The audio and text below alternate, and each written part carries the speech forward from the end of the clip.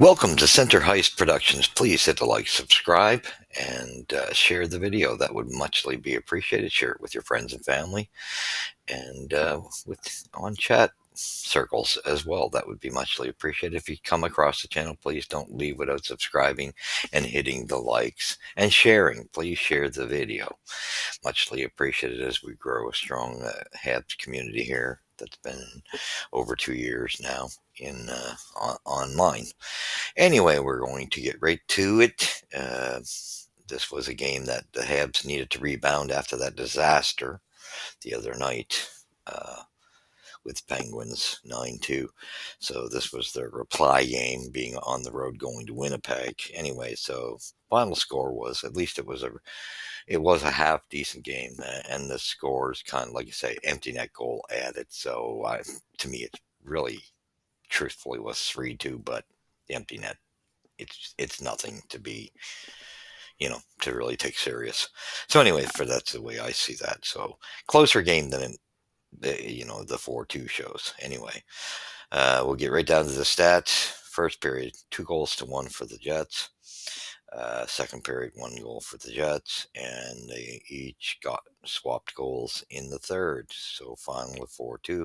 Hellebuck gets the win. Montembeault was in nets for the Hab, and Kyle Connor gets the game-winning goal.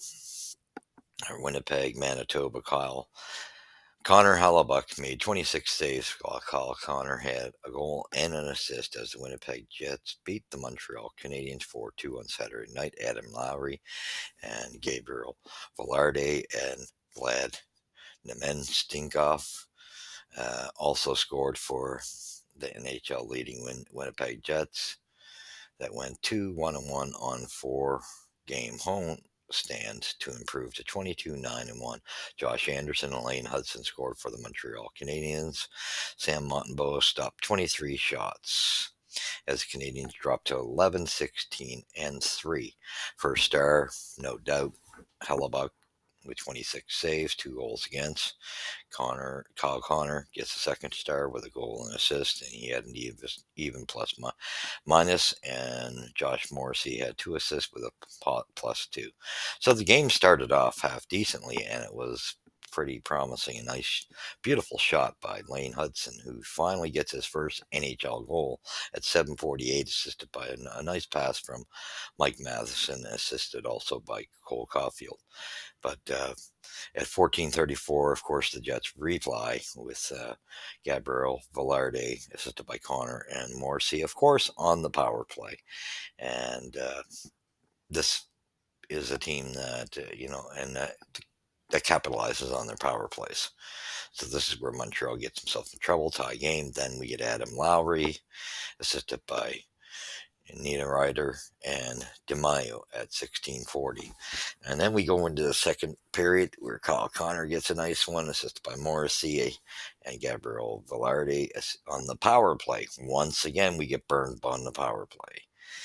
Our penalty kill just has kind of fell off a bit in the last couple games. Josh Anderson, nice to see him score. And it was a nice goal. Josh Anderson assisted by his 5th goal of the season at the 8-minute mark of the third, assisted by Dvorak and Gallagher. Vladislav Nemenstinkov, assisted by Afalio, empty net. So the final shots were 28-27 for the Habs, believe it or not. Hits 20-11 for the Habs. Faceoffs 25-27 for the Jets. Power play is where there was a massive difference. 0-for-4 for the Habs, and I don't know what's going on here, but I don't like the new setup anyway of them putting Matheson back on the PP1. I disagree with that move. I don't think that's where Hudson's issues were. Hudson's issues were more with who he was paired with the previous game and 5-on-5.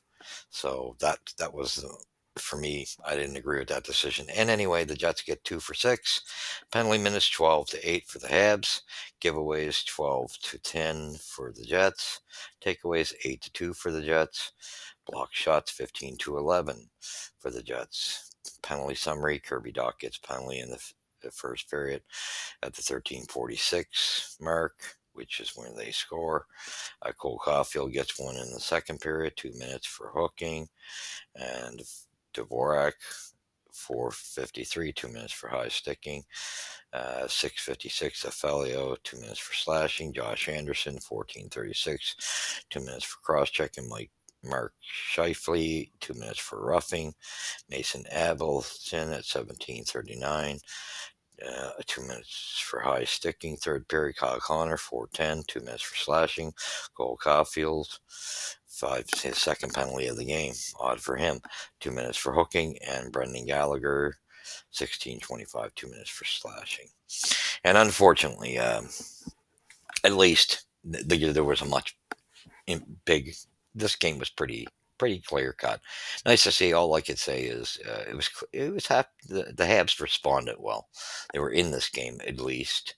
It's sad to say that we had Winnipeg's number until this game, but I think you also have to look at last year when we had their number in prior years.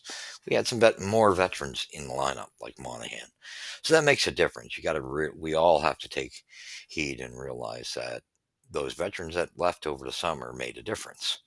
So you have to understand that this is solely on a much younger team. So with that being said, we no longer have the Jets number from the looks of it. They outplayed us. They were they've been hot anyway. And Hollerbuck is a great season goaltender. I think he plays his best hockey during the season. Playoffs come, you wonder where he leaves his art. Um, just seems to be the way. But anyway, they beat us 4-2. You've seen the competition between Hellebuck and Lane. It just made it interesting. But at least the Habs did reply. Nice to see Lane Hutson get his first goal, career goal. That was great to see. Um, David Savard did seem to was back in the lineup, and they had Struble out. And this group was a little more settled. I still see on some of these plays defensemen allowing players in front of the net, behind them, not touching them. I don't know who's teaching that, but it's a pile of crap as far as I'm concerned.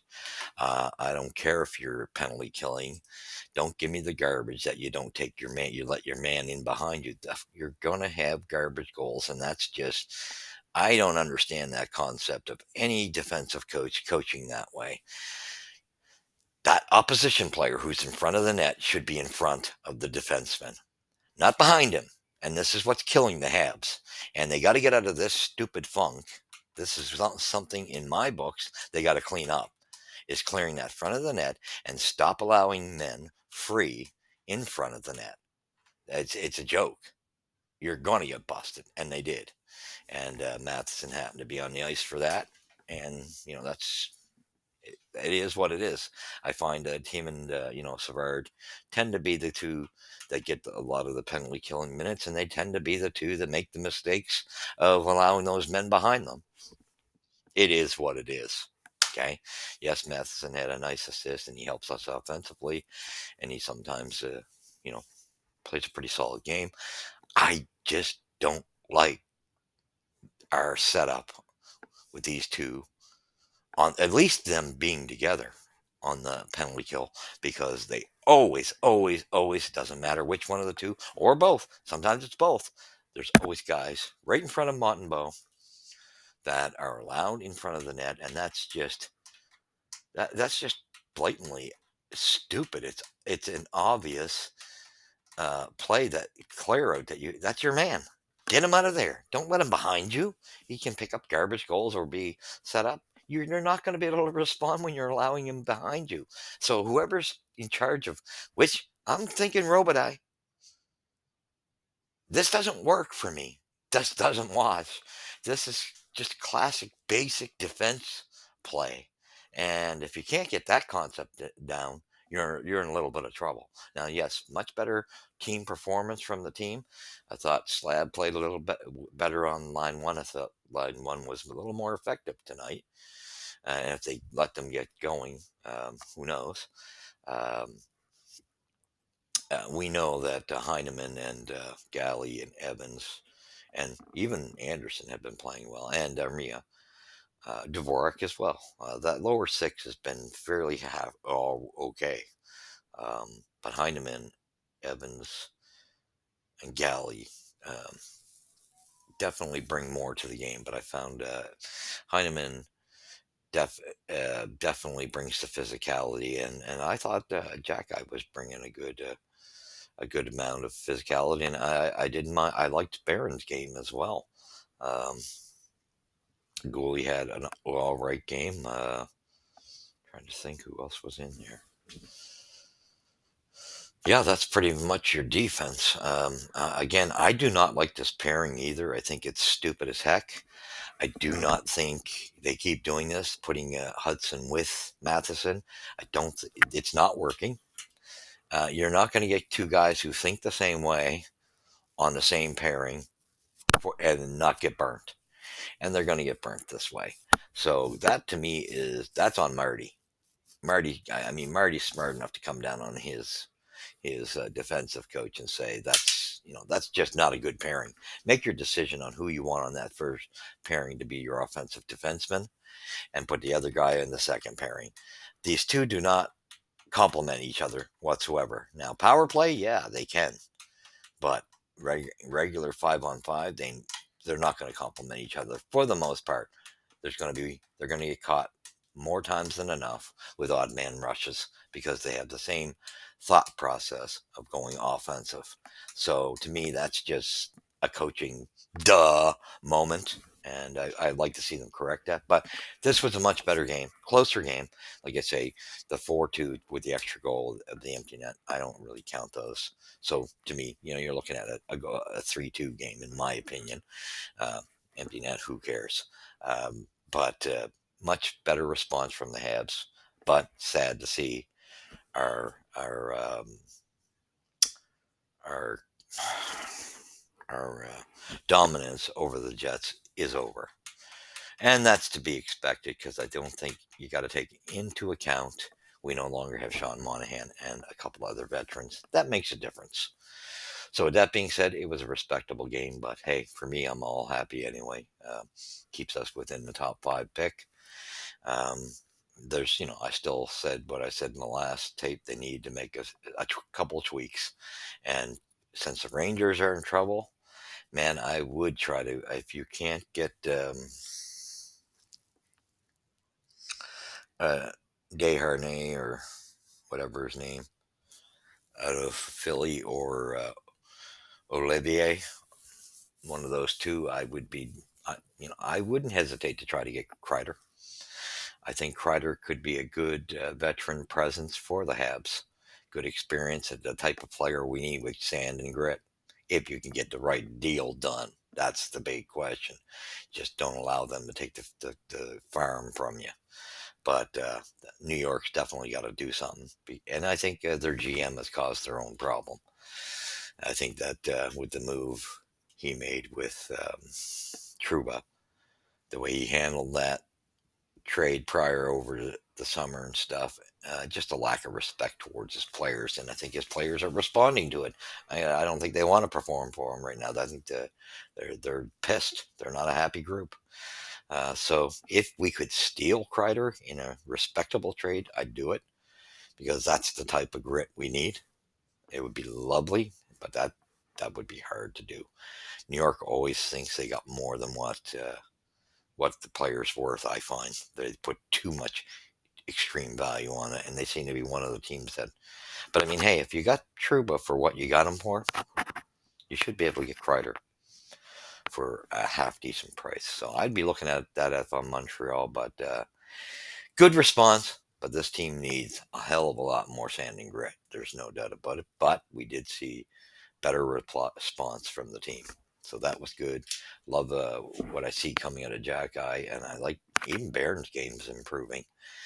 Quite happy with that too. I just think bad mistake of putting Matheson and Hutson together in the first pairing. It's stupid. It's stupid. It's stupid. These two do not complement each other overall. Now, just because they finally got a goal together, and Matheson set them up, and whoop-de-doo.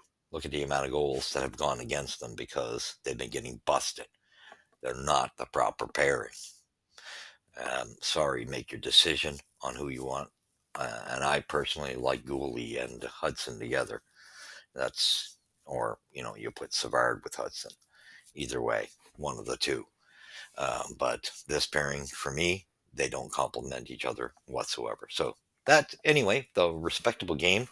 Who do we have up next? You know what? I gotta actually check that because I know we got a Florida bound coming up towards the end of the month. So getting a little closer to. I think the schedule gets a little tougher as it goes. So what do we got here? It's not looking good. Yeah, we got the Sabres. That's a game we should. It'll still be a tough game. The Sabres got a half decent. They're all right. They're just not playing the way they should. But we got the Buffalo Sabres, and then we have the Red Wings in the back-to-back, and that can go either way too. So those are games we can be in the mix in those three games. So it's really going to be battle of wills, really, to see who comes out on top. But anyway, I like the response. However, I do think there's some coaching mistakes that are continually being made, and it's very clear to me on a penalty kill and in a lot of situations, mostly the penalty kill though. These defensemen, and it tends to fall on Matheson and Savard more so because they get the majority of the minutes. And I'm sorry, they do a piss poor job of clearing the front of the net. They're always allowing players behind them, and then they can't respond to them, so their man's not covered, and it goes on both of them. So that drives me bananas, and that to me looks like something a coach should have been all over right from the beginning of the season. Luke Richardson's out there, just something I'm putting out there.